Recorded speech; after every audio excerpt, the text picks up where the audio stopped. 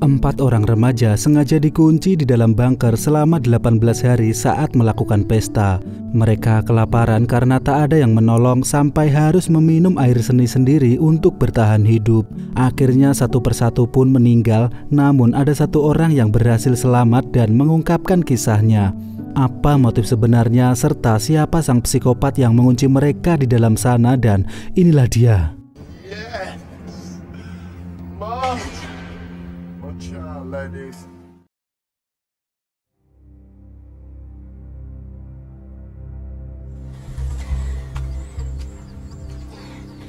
Di awal film diperlihatkan seorang gadis SMA terhuyung-huyung dengan kondisi yang memprihatinkan.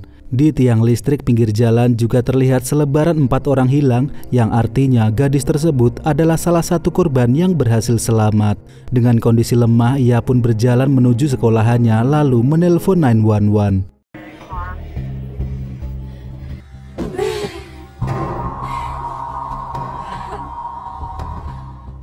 Tak berapa lama, ambulans serta aparat pun datang ke sekolahan. Dan tentu para jurnalis Kompas TV datang untuk meliput karena kasus 4 siswa yang hilang selama 18 hari tersebut telah viral ke seluruh penjuru negeri. Dan diketahui 2 diantaranya telah tewas, lalu 1 telah kembali, dan 1 sisanya, siswa yang bernama Mike, dinyatakan masih hilang karena jasadnya tak pernah ditemukan. Sementara itu, di lokasi tempat di mana ke-4 siswa itu terkunci, yang ternyata adalah sebuah bunker Perang Dunia Kedua, kini telah disisir oleh pihak berwenang dan dipasang garis polisi. Kembali ke si gadis yang selamat dan diketahui namanya adalah Lizzie. Kini ia menjalani perawatan karena mengalami depresi serta trauma akibat kejadian yang ia alami ketika terkurung selama hampir 3 minggu di dalam bunker tersebut.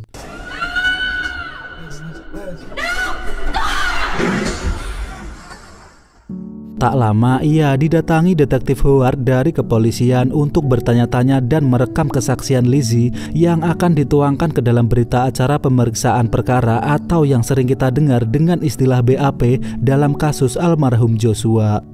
Akhirnya sambil direkam, Lizzie pun menceritakan semua kronologi itu dari awal, dan beginilah kesaksian dari Lizzie.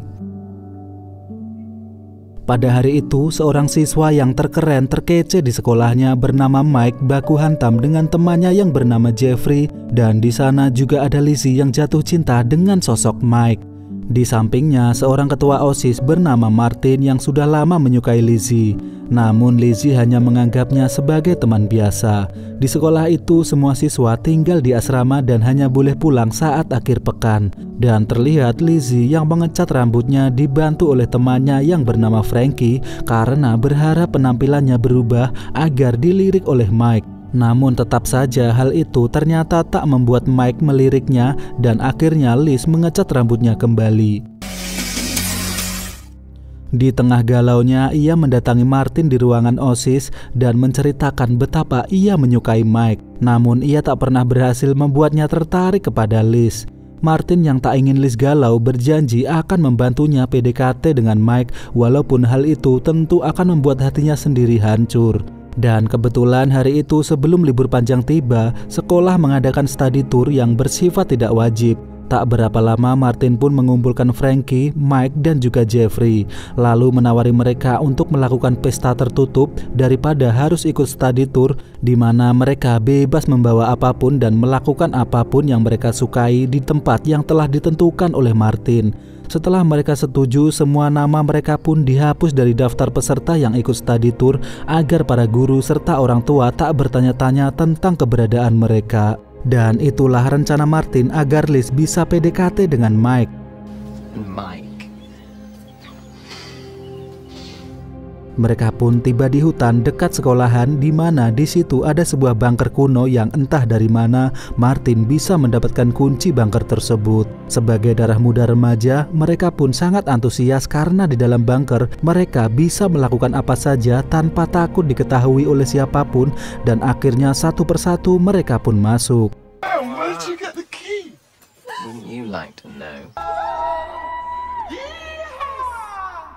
You are gonna love it down here. You going there? Yeah.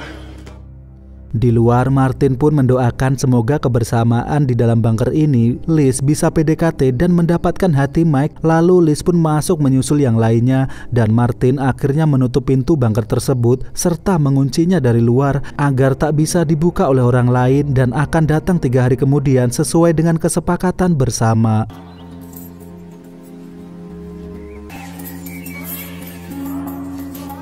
Ternyata di dalam bunker itu masih ada satu lampu yang menyala dan mereka pun bersenang-senang layaknya berkemah sambil mengeluarkan semua barang-barang serta bekal makanan masing-masing.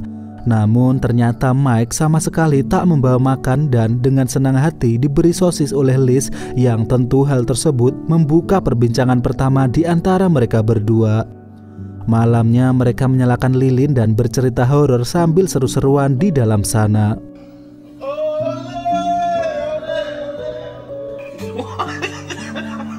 Shut up. 3 hari kini telah berlalu, namun Martin tak kunjung datang untuk membuka pintu. Jeffrey pun mencoba mencari sinyal untuk menghubungi Martin, namun nampaknya jaringan seluler tak bisa menembus bunker tersebut yang terbuat dari baja dan hal tersebut tentu membuat mereka menjadi panik takut kalau Martin sengaja mengunci mereka untuk selamanya. Mereka mencoba membuka paksa pintu tersebut, namun tetap saja tak berhasil. Sementara itu Frankie hanya bisa menangis.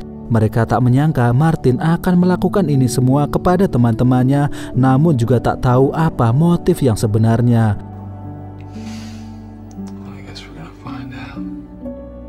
Dan itulah kronologi sementara yang bisa diceritakan oleh Liz kepada Dr. Howard, dan kesaksian itu akan dituangkan ke dalam laporan resmi berikut hasil rekaman tersebut. Dan atas kesaksian Liz, akhirnya Martin pun ditangkap saat berlibur di Karibia bersama keluarganya. Setelah Martin tertangkap, Detektif Howard pun kembali merekam cerita Liz yang selanjutnya. Saat itu mereka telah kehabisan makanan. Liz mengajak bicara Mike yang belum tidur. Ia bercerita kalau mungkin saja Martin mengawasi mereka karena kemarin Liz sempat melihat bayangan dari kaca pintu. Mungkin Martin merasa cemburu karena Liz justru menyukai Mike. Lalu Mike pun bertanya apakah Martin menyukai Liz. Liz pun menjawab kalau Martin telah menyukainya sejak SMP. Ia juga meminta maaf kalau telah lancang menyukai Mike yang merupakan siswa populer idola para siswi. Setelah Liz menceritakan isi hatinya, Mike tiba-tiba menemukan sebuah mikrofon di dalam sebuah speaker tua yang bisa saja digunakan oleh Martin untuk memantau suara mereka, lalu memberitahu temuannya itu kepada Jeffrey dan juga Frankie. Akhirnya mereka pun berpura-pura sedang sekarat agar Martin mendengar melalui mikrofon itu, sedangkan Mike serta Lizzie berpura-pura berantem agar Martin tahu bahwasanya niat PDKT Liz kepada Mike telah berujung kegagalan. What are you anyway? You're not so great yourself to do it. Hal itu dimaksudkan agar Martin tertipu serta mau membuka pintunya karena Liz orang yang ia cintai tidak jadi-jadian dengan Mike dan malah saling membenci, dengan harapan Martin menyudahi rasa cemburunya dan membuka pintu bunker. Dan benar saja, pagi harinya Martin membukakan pintu dan mereka semua pun sangat lega dapat menghirup udara segar. It was over. We all grabbed each other and just... Liz pun akhirnya tak hanya berhasil keluar, ia juga berhasil membuat Mike menyukainya. Dan begitulah lanjutan dari kisah Liz yang kembali direkam oleh Detektif Howard yang nampak tersenyum ragu. Dan semua itu akan dicocokkan dengan hasil kesaksian Martin. Scene berpindah ke Martin yang terlihat kecewa mendengar kesaksian Liz yang menyalahkannya. Ia juga mengatakan kalau tak ada bukti konkret yang mengarahkan dirinya mengawasi bunker tersebut dan mengunci dari luar. Lalu mengatakan kalau Liz hanya mengarang cerita palsu. Martin juga mengatakan kesaksiannya bahwa Liz dan Frankie hanyalah murid-murid nakal yang bahkan suka merokok dan mabuk di dalam asrama. Martin juga menambahkan kalau itu semua adalah rencana Liz dan Frankie, di mana Liz menyuruh Frankie yang menyukai Jeffrey untuk diajak private party dan meminta Jeffrey untuk membujuk Mike agar mau ikut. Dengan kata lain, Liz, Frankie, dan Jeffrey sudah bersekongkol untuk mencomblangkan Mike dengan Liz. Dan itulah kesaksian dari Martin yang lantas memaki para polisi bahwa kalian sangat konyol jika menahanku hanya gara-gara cerita Liz yang tak didukung bukti. I'm dying to know. Come on. Di sisi lain, Liz marah mengetahui Martin tidak dipenjara dan kecewa karena bisa saja suatu saat Martin akan datang untuk membunuhnya. Setelah kembali ke rumahnya, terlihat Liz yang ternyata benar suka merokok pun membayangkan saat-saat mereka di dalam bunker, di mana ternyata di sana mereka berpesta, mabuk, nyimeng, yang tentu hal itu sangat berlawanan dengan semua yang ia ceritakan kepada detektif Howard. Dan artinya adalah semua cerita yang direkam sebelumnya hanyalah skenario kebohongan semata. Tak hanya itu, ia juga merasa cemburu karena Mike justru tertarik kepada Frankie. Bahkan malamnya Jeffrey dan Frankie kedapatan sedang bercinta. Lalu Liz sempat menawarkan Mike untuk tidur bareng, namun Mike justru menolaknya yang membuat Liz merasa begitu sakit hati. Dan itulah kejadian yang tak ia ceritakan kepada detektif Howard. Di sisi lain, Martin kini dibebaskan karena tak ada bukti yang bisa menjeratnya. Sementara itu, detektif dan kepolisian kembali mendatangi bunker untuk mengorek informasi yang masih terasa begitu janggal. Ternyata mikrofon itu memang rusak dan tak terhubung kemana-mana, yang artinya Martin memang benar-benar tak mengawasi Liz serta teman-temannya. Nah loh, semakin terlihat kan kebohongan dari Liz. Kembali ke Liz yang masih di rumah, di mana ia flashback pada suatu kejadian saat Mike ngambek dan ingin keluar. Saat itu Mike, Jeffrey, dan Frankie taunya pintu itu tidak dikunci. Namun tanpa mereka semua sadari, diam-diam Liz sengaja menguncinya dari dalam karena Liz tak ingin membiarkan Mike pergi karena belum berhasil membuatnya jatuh cinta kepada Liz. Dan tentu saja Mike sangat terkejut karena tiba-tiba pintu itu tak bisa dibuka. Mereka memarahi Liz karena yang masuk terakhir dan membanting pintu hingga macet dan tak bisa dibuka. Namun Liz beralasan kalau pintu itu sangat berat dan membanting sendiri. Ia juga tak tahu kalau pintunya akan macet. Ketiga orang itu berusaha mencari jalan keluar, namun Liz yang tega hanya mengamati mereka dari jauh. Dan itulah kejadian asli yang tak ia ceritakan kepada detektif Howard.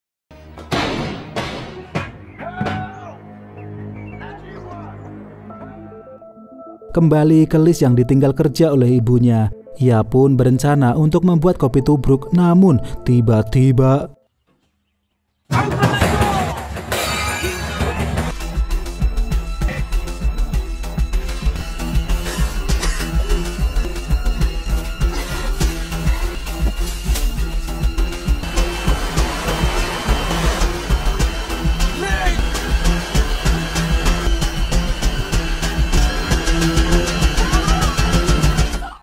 ya, akhirnya Martin menangkap Liz dan bertanya mengapa Liz tega memfitnahnya. Martin sangat kecewa dengan Liz yang mengkhianati persahabatan mereka.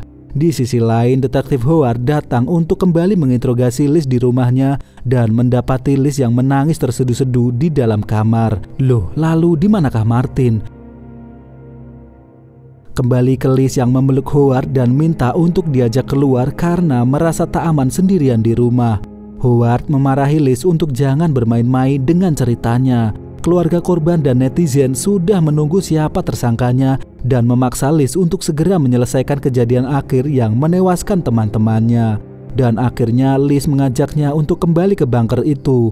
Howard tentu menolaknya karena tak boleh ke sana untuk menjaga sterilnya TKP dari penghilangan barang bukti.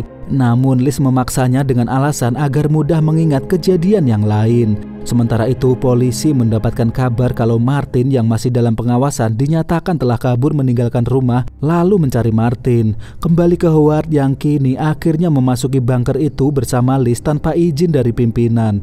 Di dalam sana akhirnya Liz pun jujur kalau sebenarnya ia tidak dikunci dari luar. Dan beginilah cerita aslinya. Ya, ia sengaja mengunci mereka tanpa mereka tahu kalau Liz memegang kunci karena ia masih butuh waktu untuk membuat Mike jatuh cinta kepadanya. 12 hari sudah dan di sana mereka mulai kehabisan makanan. Bahkan mereka harus minum air kencing karena bekal bir dan air mineral telah habis tak bersisa. Dengan air mata buaya, Liz pun pura-pura menangis. Semua pun menenangkannya, termasuk Mike yang mulai bersikap lembut kepada Liz. I've got a hard on for those exams. Mike, can we look on the positive side? Hari demi hari mereka tidak makan dan hanya menunggu pertolongan. Tubuh lemas tak berdaya dan membuat kondisi mereka semakin memburuk. Keadaan lapar dan dehidrasi rupanya telah membuat Mike menjadi tak waras. Dan barulah Liz berhasil membuat Mike dekat dengannya. Bahkan Liz merelakan tubuhnya dicumbu oleh Mike. Karena memang itulah rencana Liz, menaklukkan Mike dan membuatnya jatuh cinta kepadanya.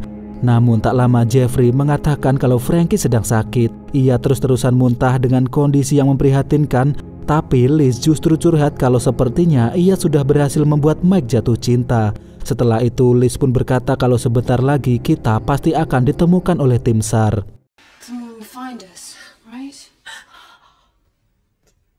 Lalu ketika semua tengah tertidur, Liz mengambil kunci yang ia sembunyikan di dalam sepatunya.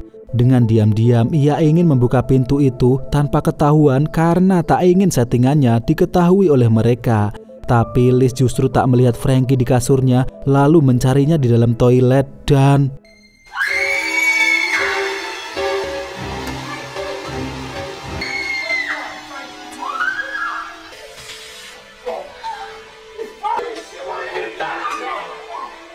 Ya, faktanya Frankie telah tewas muntah darah karena mengalami pendarahan organ dalam. Seketika suasana pun menjadi keos karena tak ada yang bisa mereka lakukan.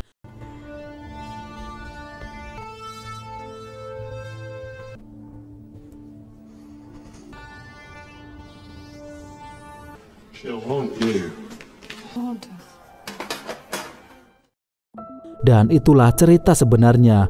Detektif Howard pun mengkonfirmasi itu dengan tim forensik yang memang menyatakan kalau Frankie tewas karena lambungnya mengalami pendarahan. Lalu ia pun meminta Liz untuk melanjutkan ceritanya di mana Jeffrey memarahi Liz karena semua ini adalah idenya untuk party-party di tempat terkutuk ini. Namun Mike menyuruhnya untuk diam dan membela Liz karena kejadian ini tentu tidak disengaja dan menyuruh Jeffrey untuk menjauh darinya. Di sini terlihat kalau Mike sudah benar-benar jatuh cinta dengan Liz dan ia pun memeluk Liz dan mengatakan kalau itu bukan kesalahannya. Akhirnya menyadari tak ada gunanya bertengkar, mereka pun baikan dan Mike kembali memberinya air minum yang entah itu kencing milik siapa. Saat Mike dan Liz berada di dalam kamar mandi, diam-diam Jeffrey mengambil sebotol Coca-Cola cincau yang tega ia sembunyikan untuk diminum sendiri. Namun ternyata Mike pun memergokinya dan mengamuk membabi buta.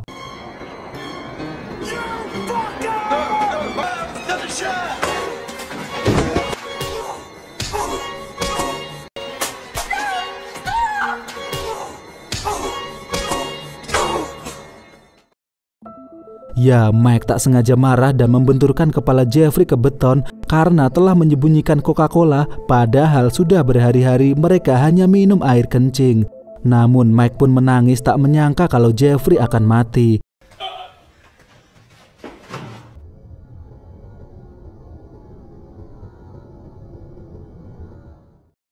Dan hal itu benar, di mana tim forensik juga mengatakan kalau Jeffrey tewas dibunuh akibat cedera otak parah di kepala belakangnya. Kembali ke cerita di mana kini hanya tinggal Mike dan Liz yang masih hidup dan memakan makanan yang disembunyikan oleh Jeffrey. Liz mengajak Mike untuk bunuh diri saja, namun Mike menolaknya. Mike mengatakan kalau ia tak ingin hidup tanpa Liz. Nampaknya cinta Mike ini telah tulus kepada Liz yang membuat Liz senang dan mengurungkan niatnya untuk bunuh diri.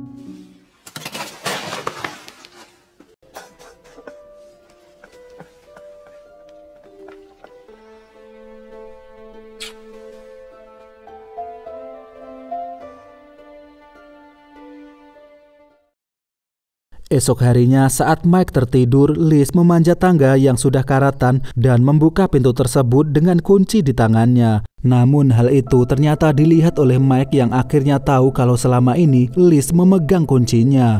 Liz pun mengatakan kalau semua ini dilakukan karena ia sangat mencintai Mike. Mendengar itu, Mike semakin marah karena merasa ditipu dan dijebak oleh Liz. Karena akibat ulah Liz yang sengaja tak membuka pintu, Frankie pun tewas. Bahkan aku membunuh temanku sendiri Jeffrey hanya demi sekaleng Coca-Cola. Akhirnya Mike marah besar karena tak terima dengan apa yang diperbuat oleh Liz. Namun tangga karatan itu putus dan...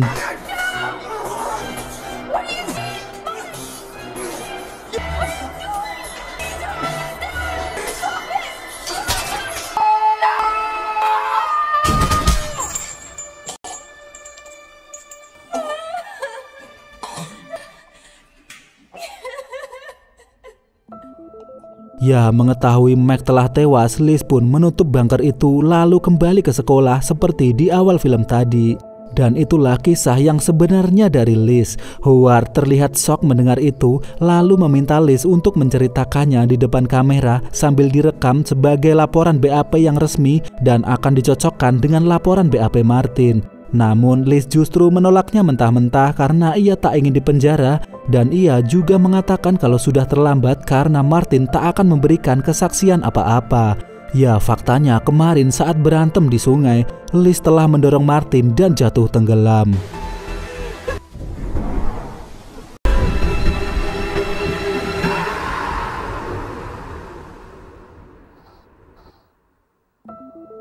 Tak lama para polisi datang dan memarahi Howard yang masuk ke TKP membawa Liz yang berstatus sebagai korban tanpa izin dari pimpinan. Dan lagi-lagi Liz berteriak meminta tolong seolah-olah ia dipaksa masuk ke sini oleh Howard, lalu berlari memeluk bapak pimpinan yang lantas memarahi Howard atas tindakannya yang tak sesuai SOP. Dan faktanya para polisi telah menemukan jasad Martin yang telah tewas di aliran sungai. Pimpinan polisi itu menyatakan kalau Martin tewas bunuh diri terjun ke sungai akibat merasa bersalah karena mereka menemukan kunci bunker itu di dalam saku celana Martin, yang artinya memang Martin yang mengunci para korban.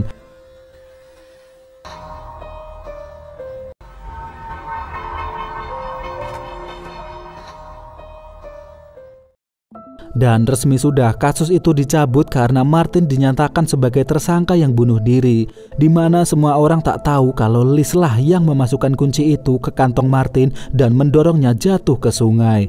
Di akhir kisah, Liz justru mendapatkan perlindungan dari pimpinan polisi, sementara Martin tewas dalam keadaan terfitnah oleh Liz yang begitu biadab. Dan diperlihatkan ekspresi psikopat penuh kemenangan dari Liz menatap sinis ke detektif Howard yang kini jadi pengangguran karena telah dipecat dari kesatuan polisi, dan film pun berakhir.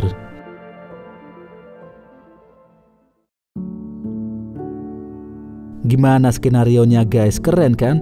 Dimana si Lizzie Chandrawati bisa memutarbalikkan fakta, menghilangkan bukti kunci dan bahkan memfitnah Martin hanya gara-gara cinta. Namun ada satu hal yang membuat saya bertanya-tanya, kenapa jasad Mike tidak ditemukan? Mungkinkah Mike masih hidup dan bersembunyi di suatu tempat lalu berencana membongkar kebohongan Liz, atau jasadnya memang disembunyikan oleh Liz itu sendiri? Entahlah, hanya Cak Lontong yang tahu. Pesan moral dari film ini adalah jangan pernah sembarangan memasuki lubang, karena lubang sangatlah berbahaya. Entah itu lubang di jalan, lubang kalian, dan lubang-lubang lainnya. Sekian cerita kali ini, semoga tak ada Lizzie-Lizzie yang lainnya, dan gracias.